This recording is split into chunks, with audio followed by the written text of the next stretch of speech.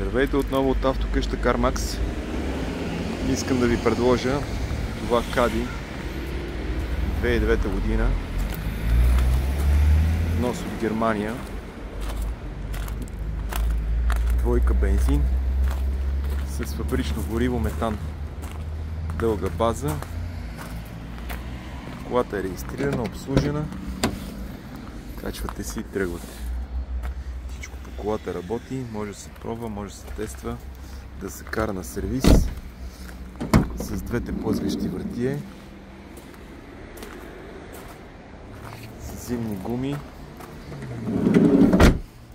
стъмнени са и стъклата.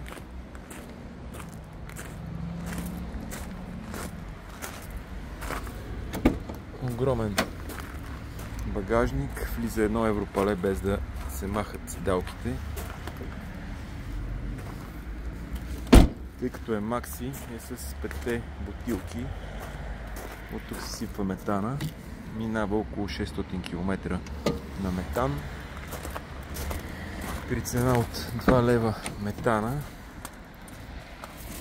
е супер изгодно. На метан харчи около 4,5-5. Всичко по колата работи. Абсолютно изправна е.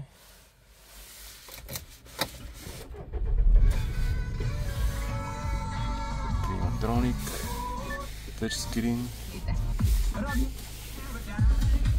Това показва метана, това показва бензина.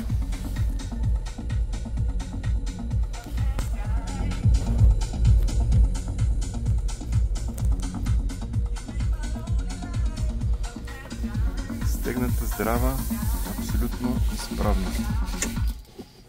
Абсолютно готова за каране.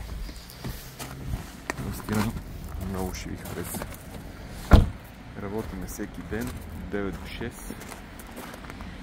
Заповядайте, колата наистина е супер.